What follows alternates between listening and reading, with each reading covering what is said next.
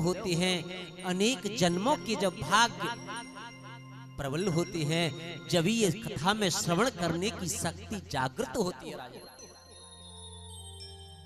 आप तो उससे भी बड़े हो, क्यों?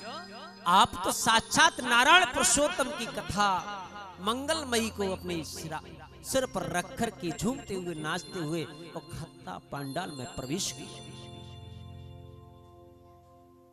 कितनी बड़ी कृपा है आप पर। पैसा होना कोई बड़ी बात नहीं भैया, मेरे जीवन में पैसे के लिए कोई प्रधानता नहीं। आया है और चला जाएगा पैसा।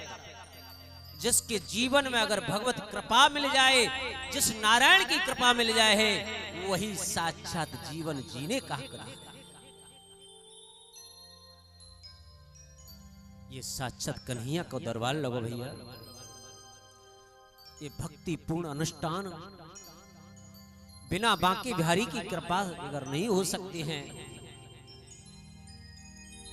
इसमें कथा में बड़ी बड़ी बातों का सब हर बात का ध्यान रखना भी जरूरी है। बीच में सत्संग करना भी, महाराज कीर्तन भी करना, ठाकुर बांके बिहारी को रिझाना, क्योंकि बीच में कथा में निद्रा देवी ना। हाँ, निद्रा देवी सत्संग में कथा में जल्दी प्रवेश करती है। आइए, अगर आप सब शांत रहें तो हम कथा में प्रवेश करें। बोलिए वृंदावन बिहारी लाल की। आज तो पहले ही दिन, आज क्या बार है भैया? फिर तो कोई ऐसा ज्यादा व्रत रखे ना, माता भी ना रखे, भाई भी लोग ना रखे हैं। सोमवार होता, गुरुवार होता, शुक्रवार होता तो मैं समझ जाता शायद व्रत रख के आई हुई माता जी। और हमारी महाराज आचार्य लोग बता रहे कि यहाँ तो जलपान हो रहा है, कोई खा पी के तैयार है। तो खा पी करके तैयार है तो फिर जयकारे में अभी से कंजूसी।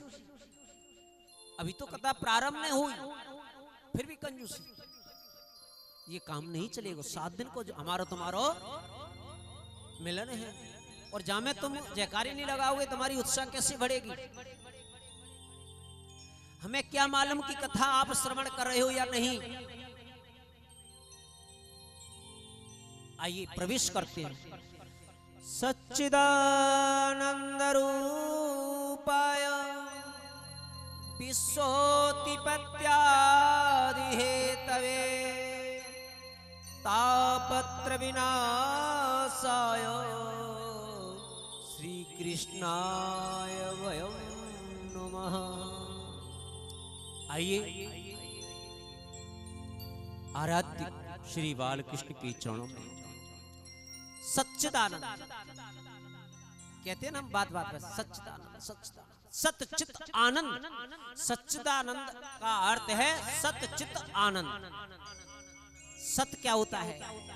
पहले भी सत्य था, मध्य में भी सत्य है, और अंत में भी सत्य बचे, वही सत्य है। बोले क्या बचता है महाराज? राम को नाम ही तो बचे है। पहले भी और सब जाते जाते क्या बोले पीछे, तो मालूम है राम नाम, पीछे भी वही राम को नाम सत्य भैया। और जीवन में कोई सत्य है ही नहीं। बोली चित, हमको आपको किसी वस्तु को पढ़ने के लिए, देखने के लिए किसी न किसी प्रकाश की आवश्यकता पड़ती है। लाइट जलाते हैं ना, और मेरे ठाकुर गोविंद को, बांके बिहारी को किसी प्रकाश की आवश्यकता नहीं, वो स्वयं प्रकाशवान है। उन्हें किसी की आवश्यकता नहीं, वो स्वयं चित है, प्रकाश है। और आनंद तीसरा शब्द बहुत विलक्षण है। जरा इस बात के लिए ध्यान में रखना, इस बात को। आनंद हर किसी न किसी वस्तु का आप विलोम शब्द कर सकते हो। बोले कैसे महाराज? ज्ञानी का मूर्ख हो सकता, धन का निर्धन हो सकता है, पर आनंद का कभी उल्टा हो नहीं सकता। आनंद का उल्टा भी करोगे तो परमानंद मिलेगा। और आजकल हम और तुम काय को आनंद मालूम है? डबल बेड के गद्दा पे सोना है, रिमोट से बढ़िया बढ़िया टीवी देख लो, कुछ चैनल लगा लो, मन चल। एसी की गाड़ी में जाना, करोड़ों की अरबों की संपत्ति कमा लेना, हजारों टन माल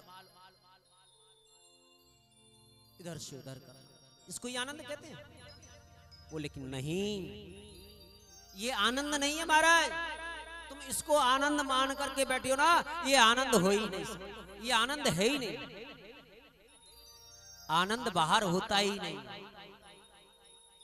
बताओ होता है कि नहीं? बाहर नहीं होता है। आनंद तो अंदर होता है, जो कि परमात्मा की प्राप्ति करा दे, वही आनंद होता है। जीवन में ठाकुर जी को सर्वस्व मान ले, वही जीवन में आनंद है।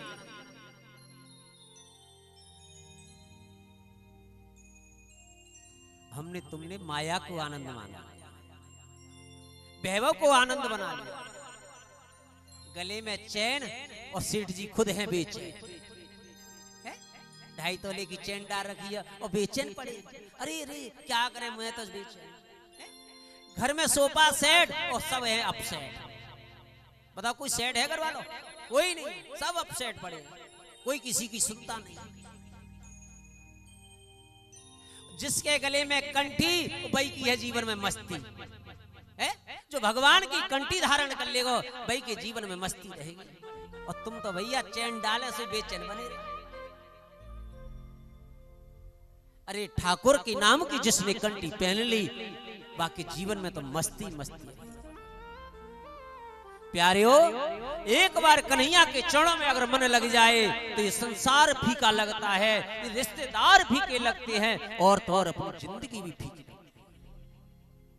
एक बार कन्हैया के चरण में प्रेम जाए। मेरे बांके बिहारी द्वारका नाथ के चरण में जिसकी एक बार मस्तक नभ गया, वो तो जीवन धन्य हो जाता है।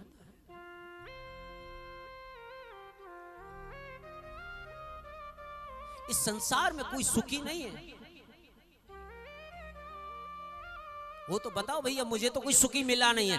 मैं तो चारों दिशा में घूम के आ गया, मथुरई में सुख मिला है, कहीं सुख नहीं। कोई तन दुखी, कोई मन दुखी, कोई धन बिन रहे तो उदास, थोड़े थोड़े सब दुखी, सुखी राम के दास। देखो कोई तन दुखी, तन तो जानते मन कैसे के? शरीर से। बोले कोई तो अपने शरीर से ही दुखी है महाराज। ज्यादा मोटापा होना भी अच्छो ना हो, है चलना फिर कहीं जानो आनो ना है, और पतले भी ज्यादा बेकार। अरे हवा आ रही है, रुक जा, उड़ जाएगा केवे ना। कोई अपने शरीर से दुखी, कोई और कोई मन से दुखी। बोली मन से कैसे? किसी की पत्नी सुनती नहीं है, किसी का पति सुनता नहीं है, और किसी की बेटी सुनती नहीं है, किसी को बेटा सुनता, वो मन से दुखी हो गया। और धन में न रहे तो उदास। धन नहीं है महाराज, हमारा भी मन ऐसा कर रहा है कि हम भी कथा करा लेते, पर धन ही नहीं। धन बिन रहत उदास, थोड़े थोड़े सब दुखी। थोड़े थोड़े हर वस्तु से, किसी न किसी वस्तु से कोई न कोई व्यक्ति दुखी है। सुखी कौन है भैया? जो देगा उसका भला, न देगा उसका भी भला। अब वो तो तुम्हें और हमें बड़ी भगवान की कृपा होगी जब ऐसे पुरुष हमको मिल पाएंगे। हर राम नाम के भैया केवल ना राम के दास, हर राम का दास सुखी नहीं है। तुम समझ लेना इस बात को। बोले कि हमारे मथुरा वृंदावन में आप सब समझते हैं ना, बड़े बड़े मेहनते हैं, बड़े बड़े आश्रम धारी हैं।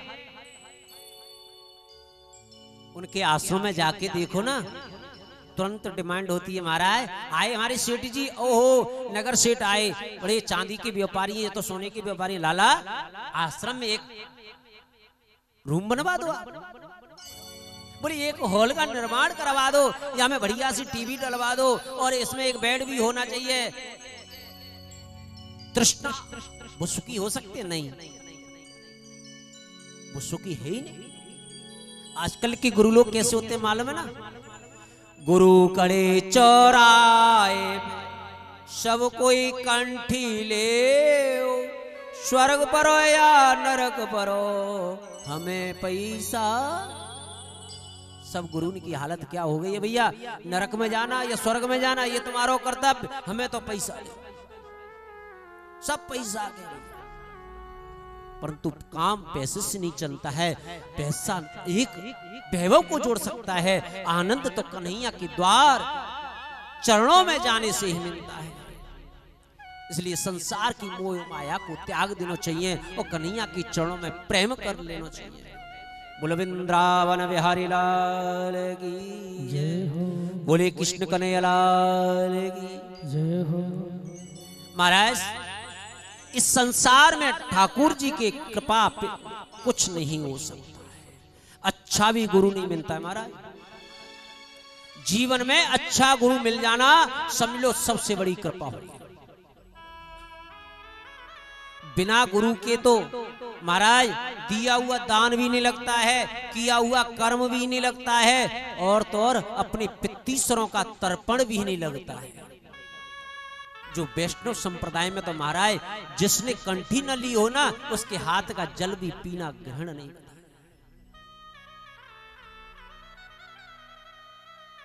गुरु जीवन में अवश्य होना चाहिए। जिसके जीवन में गुरु प्रारंभ हो गया, गुरु का आशीर्वाद मिल गया। हमारे ब्रज की तो बड़ी कहावत है, गुरु मेहरबान और चेला पहलवान। गुरु की कृपा हो जाना महाराज, शिष्य की समस्याओं को हल हो जाना। गुरु अच्छा मिले। हमारे और तुम्हारे जीवन में बस एक यही खटकती है कि गुरु है कहां। आजकल महाराज तुम देखते ना गुरु कैसे बनाए, आजकल टीवी पे देख रहे हैं ना, गुरुओं का क्या पमाड़ा चल रहा है। हमारा शास्त्र, हमारी भागवत ये कहती है, ब्राह्मणाम नितनाम गुरु। गुरुओं का गुरु केवल ब्राह्मण होता है, सन्यासी नहीं होता है। और हम तुम सब ब्राह्मण की शरणागति छोड़ करके बाबाओं के चक्कर में पड़ गए हैं। बाबा मीन्स बाबा, झेलो भैया। बाबाओं के चक्कर में पड़ जाओगे तो महाराज बवाल में पड़ गए।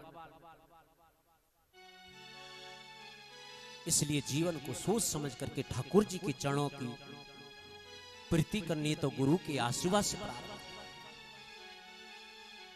जीवन में गुरु की अवश्य होना चाहिए, अन्यथा इस संसार में कुछ नहीं।